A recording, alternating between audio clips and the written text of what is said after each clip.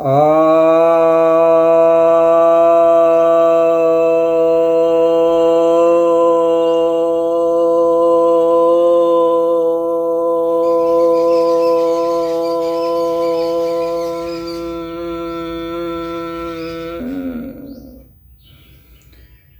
भक्तजनों को सप्रेम नमन। भक्तों, बहुत लोगों की जिज्ञासा इस विषय पर आ रही है और मेरे यहाँ भी लोग आते हैं, चर्चा करते हैं, तो कभी बात हो जाती है। लेकिन इंटरनेट पर भी बहुत लोग जानना चाहते हैं कि त्रिनेत्र कैसे खुलेगा, तीसरी आंख कैसे खुलेगी। तीसरी आंख के लिए भी वीडियो तो बहुत सारे यूट्यूब पर पड़े होंगे। अब उनमें से कितने लोग हैं जिनकी खुद की खुली हुई है प्रश्न इस पर है।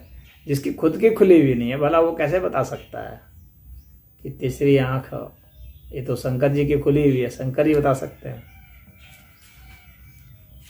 योगियों की खुली हुई है, योगी बता सकते हैं। तो जो योगी होंगे, अगर उनके वीडियो आप देखेंगे तो ठीक है, नहीं तो बहुत लोग बहकाने वाले हैं, अनाप शनाप झूठ मूठ का भी कुछ बता देते हैं, बहक जाते हैं। कितने को तो पता ही नहीं है कि तीसरी आंख है क्या। अधिकतर लोग सोचते हैं कि तीसरी आंख कोई ये भौतिक आंख है, जैसे ये जो हमारी दो आंखें हैं वैसी आंखें हैं, और जिस तरह से हम इन आंखों को खोलते हैं और बंद करते हैं, उसी तरह से उस आंख को भी खोलेंगे और बंद करेंगे। क्योंकि सिनेमा में दिखाते हैं, सीरियल में दिखलाते हैं, शिव जी की कथाओं में भी बताते हैं कि इसे तीसरी आंख खुल गई, तो एक तीसरी आंख बना देते हैं। किसी को जन्म से विकार हो जाए, उसके कारण भी एक तीसरी आंख खुल सकती है ललाट पर यहाँ। तो वह सोचने लगे कि अन्य लोग कि भाई यही तीसरी आंख है। शास्त्र में जो उसको तीसरी आंख कहा गया है, यह एक आध्यात्मिक भाषा है, और इसमें तीसरी आंख के विषय में जो वर्णन किया गया है वह इसका एक दूसरा मीनिंग है, आध्यात्मिक मीनिंग है। इसको समझ लेना जरूरी है, अन्यथा फिर उल्टा पुल्टा प्रयोग करके अपना नुकसान ही कर सकते हैं। कुछ लोग तो पैसा लेकर के तीसरी आंख भी खुलवाने का दावा करने लगते हैं। तो ऐसे लोगों से सावधान हो जाइए, ये सब ठग लोग हैं कि कोई छू देगा उससे तीसरी आंख खुल जाएगी। ऐसे छू देने से तीसरी आंख खुलती, तो एक आदमी छू छू करके पूरी दुनिया के तीसरी आंखों को खोल देता। यह तो खुद एक साधारण सी लॉजिक की बात है, सबको समझना चाहिए। हाथ सिर पर हाथ रख देने से ही यदि कोई ज्ञानी हो जाता तो दुनिया में कोई अज्ञानी नहीं होता। आज सभी लोग सिर पर हाथ रख देते और लोग ज्ञानी हो जाते। लेकिन बहुत आसानी से कुछ भी प्राप्त करने की जो कामना होती है, वह जब बलवती हो जाती है तो लॉजिक जो है कमज़ोर पड़ जाता है। तो इस तरह के लोगों के चक्कर में फंस जाते हैं। खैर, विषय पर आते हैं कि तीसरी आंख क्या है। तो तीसरी आंख कोई भौतिक आंख नहीं है, ये अभौतिक है। ज्ञान को, वैराग्य को और भक्ति को, ज्ञान, वैराग्य और भक्ति, इन तीनों के समन्वय को, इन तीनों में हमारी अच्छी पकड़ हो जाए, ये तीनों हमारे जागृत हो जाए, ज्ञान भी जागृत हो जाए, वैराग्य भी जागृत हो जाए, भक्ति भावना भी जागृत हो जाए, तब तीसरी आंख खुल गई। त्रिनेत्र, यही तीनों हैं। ज्ञान एक नेत्र हो गया, वैराग्य एक नेत्र हो गया, भक्ति एक नेत्र हो गया। ये तीनों मिलके त्रिनेत्र हो गए। ज्ञान वैराग्य और भक्ति, ये त्रिनेत्र है। तो अगर ज्ञान चक्षु आपके खुल गए हैं, क्योंकि ज्ञान को एक चक्षु कहा गया है, ज्ञान चक्षु, वैराग्य चक्षु भी है, भक्ति चक्षु भी है, ये तीनों चक्षु खुल जाते हैं तो त्रिनेत्र हो जाता है। उसी तरह से नाद, बिंदु और कला, ये भी त्रिनेत्र कहलाते हैं। तो यह जो है नाद, बिंदु और कला, ये तंत्र में माना जाता है, और ज्ञान वैराग्य और भक्ति यह वैदिक साहित्य का आता है, ये उपनिषदिक है। और नाद, बिंदु और कला ये तंत्र का है। यहाँ पर जो वाइब्रेशंस हैं, जो ध्वनि के ठीक पहले की अवस्था है, उसको जो महसूस कर लेता है नाद,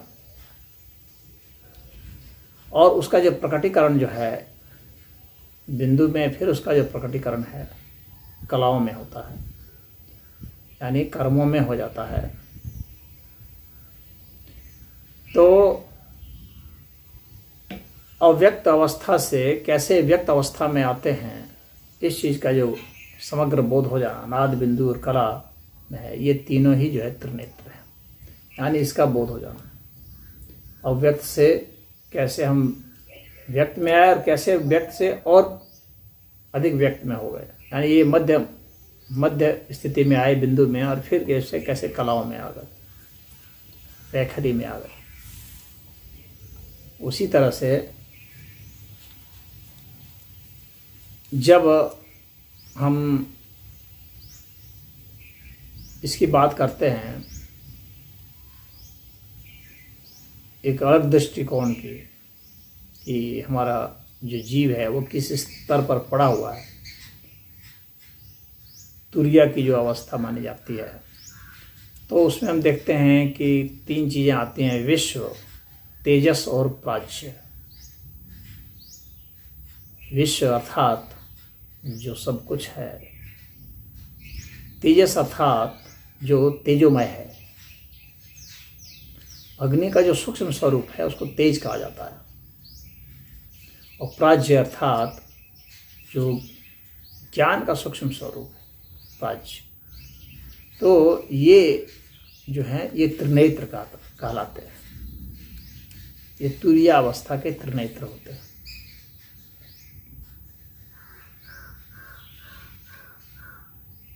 और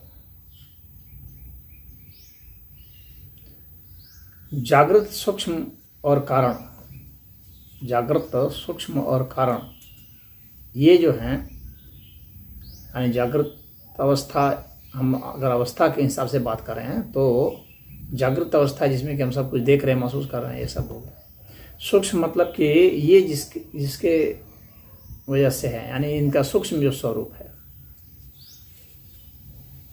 हमारे अस्तित्व का सूक्ष्म स्वरूप जो है वह सूक्ष्म कहलाता है, और उसका भी जो सूक्ष्म है, यानी अति सूक्ष्म जो है, वह कारण कहलाता है, जिसकी वजह से वह सूक्ष्म हुआ, और सूक्ष्म की वजह से फिर यह जागृत हुआ। तो जागृत, सूक्ष्म और कारण, ये जो हैं ये भी त्रिनेत्र कहलाते हैं। इस विषय में बोध हो जाना। उसी तरह से ईड़ा, पिंगला और सुषुम्ना, ये जो नाड़ी है, ईड़ा नाड़ी यानी बायां स्वर,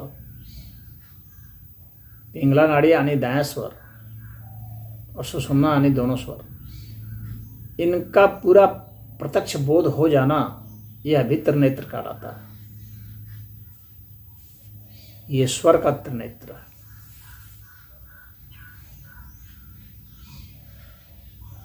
जब हम जागृत अवस्था में रहते हैं तो उस समय बताया जाता है कि ये अग्नि की प्रधानता होती है, और जब स्वप्न में होते हैं तो सूर्य की प्रधानता होती है, और जब सुषुप्ति में होते हैं, सुषुप्ति अर्थात घोर निद्रा, उसमें जब होते हैं तो चंद्र की प्रधानता होती है। तो यह अग्नि, सूर्य और चंद्र इस लिहाज से भी उनको जो हम जब जानते हैं तो इस लिहाज से भी ये भी त्रिनेत्र कहलाते हैं।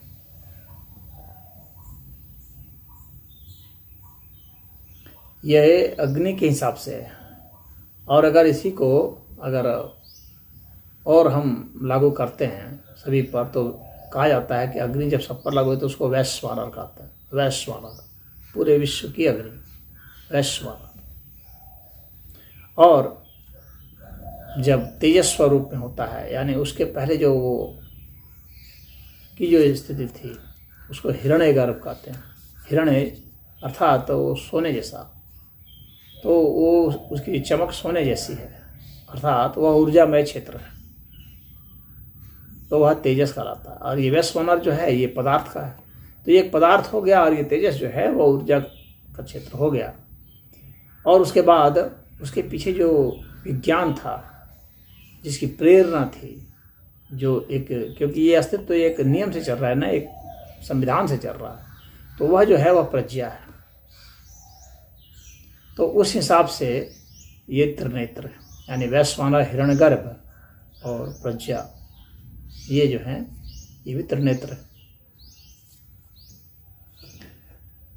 वैसे वर्णन यह भी आता है स्वचक्षु माना, ये जो हमारी साधारण जो भौतिक आंखें हैं ये भी है, एक चक्षु और एक ज्ञान चक्षु हो गया, और एक दिव्य चक्षु जिसका भगवान कृष्ण ने गीता में वर्णन किया था दिव्य चक्षु का।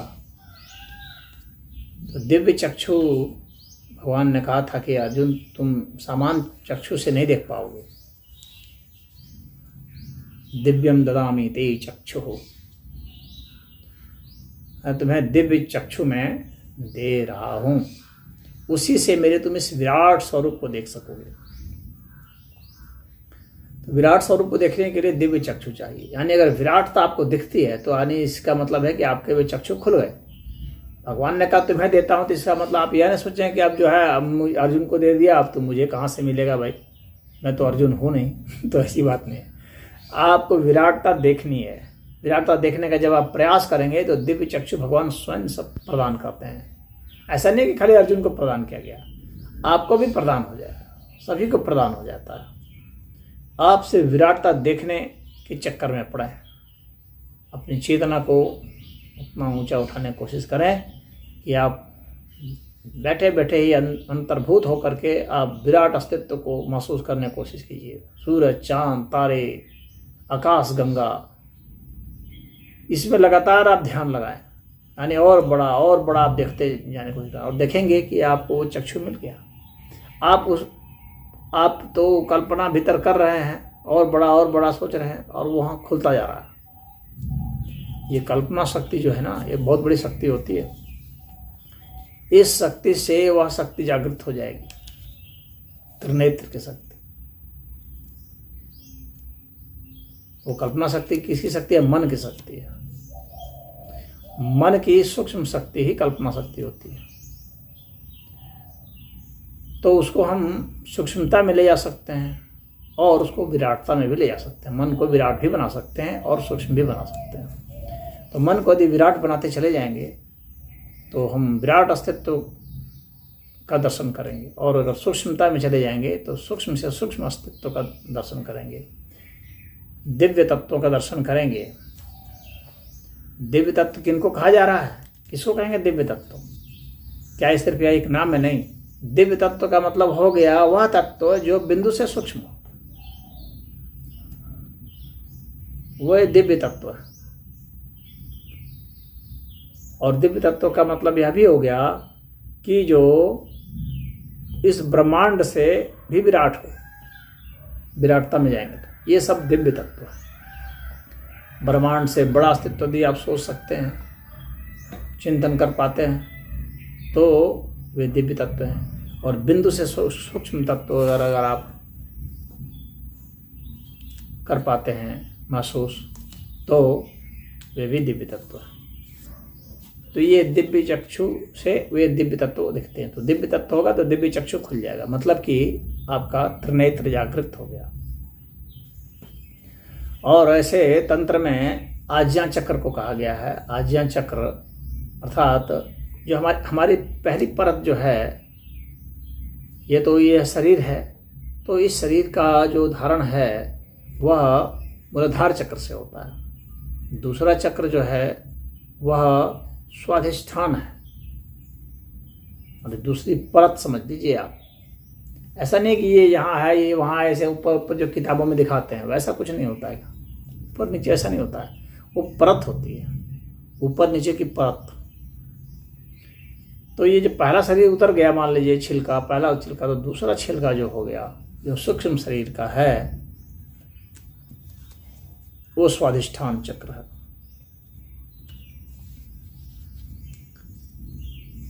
जिसको कि प्राणमय कोष भी कहते हैं। तो पहला तो अन्नमय कोष हो गया मूलाधार का, स्वाधिष्ठान का जो है वह प्राणमय हो गया, मणिपूरक चक्र है वह मनोमय चक्र हो गया, यानी मानसिक शरीर हमारा हो गया। चौथा जो है वो अनाहत चक्र है। वह जो अनाहत चक्र है वह प्रज्ञा शरीर है, वह और सूक्ष्म है। चौथी लहर, चौथा स्तर हो गया। फिर जो है अनाहत चक्र के बाद विशुद्धि चक्र आ जाएगा। ये विशुद्धि चक्र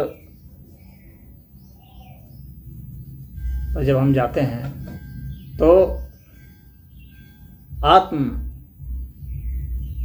बोध की अवस्था आ जाती है। तो आत्म शरीर उसको कहते हैं। और इसके बाद आज्ञा चक्र है। आज्ञा चक्र में जब हम जाते हैं तो हमें सभी तत्वों का बोध, परमात्म दर्शन हो जाता है। और जब शास्त्रार्थ पर जाते हैं तो केवल अवस्था हो जाती है। वो दर्शन नहीं होता है, बल्कि हम उसके साथ एक मय हो जाते हैं, लय हो जाता है। तो यहाँ जब हम आज्ञा चक्र में आते हैं तो जब हमें दर्शन होता है, परमात्म दर्शन, तो वह हम कहते हैं कि उसको भी त्रिनेत्र कहा गया। इसकी वजह से यहाँ इंगित करते हैं। तो यह जो है आज्ञा चक्र का, तो वह जो लेयर हो गया, तो पहला, दूसरा, तीसरा, चौथा, पांचवा, छठा लेयर। तो छठी परत जो हमारी जो होगी, यानी हमारा जो छठा शरीर होगा, वह शरीर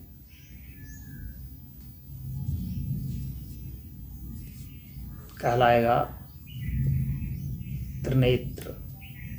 तो त्रिनेत्र खुल जाने से हम छठे शरीर का दर्शन कर सकते हैं। और तथा सातवां शरीर होता है अशरीरी शरीर है, वह जो सहस्त्रार से होता है। तो ये जो हैं, ये आपको मैंने वो बताया कि क्या हैं त्रिनेत्र, और इसको त्रिनेत्र कैसे खुलेगा। या ज्ञान बढ़ाइए, वैराग्य बढ़ाइए, भक्ति बढ़ाइए, स्वाध्याय कीजिए, साधना कीजिए, भक्ति कीजिए, भक्ति में रम जाइए, संसार से आकर्षण नहीं रखिए। अब सोचते संसार से भी आकर्षण हो, तीसरा नेत्र भी खुल जाए तो ऐसे थोड़ी होता है। ऐसे होता तो सबका हो जाता है, ऐसे ही, ऐसा नहीं होता है। उसके लिए जो शर्तें हैं वही लागू होती है। लंगोटी पहन के अखाड़े में आना पड़ता है।